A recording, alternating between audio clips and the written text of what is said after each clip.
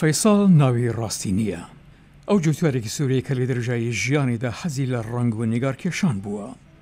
بەڵام لەو کاتەی دەوڵەتی ئیسلامی دەستی بەسەر ئەو ناوچانەدا گرت کە تێدا دەژیا زۆری بەسەر هات و هەموو کار و ئامرازەکانی نیگارکێشانەکەی بشارێتەوە.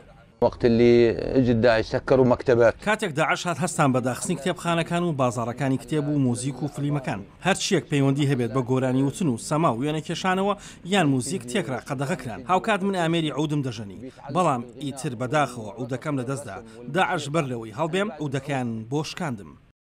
فەیساڵ نزیکەی 3 مانگ لەمەوە پێش ماڵەکەی لە باکووری ڕۆژهەڵاتی شارەکەدا بەجێهێشت و لەگەڵ ژن و مناڵەکانی لە وردەگای ئێسا پەرهەنگایەک بۆ خۆی دۆزیەوە.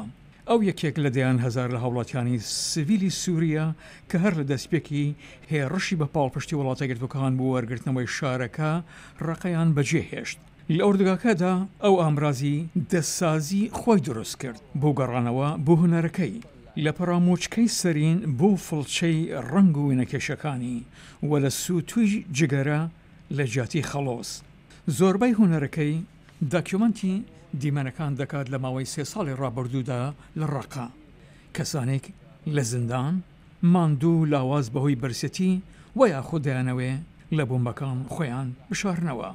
هاي فرضنا طفلة يعني ئەم وێنەکێشراوە مناڵێک دەردەخات کە هەکبەی خوێندنی داوە بە شانیدا و ناتوانێت تەختە ڕەشەکە بدۆزێتەوە تا لەسەری بنووسێت، لەبەرەوە لەسەر موشەکەکە دەنووسێت.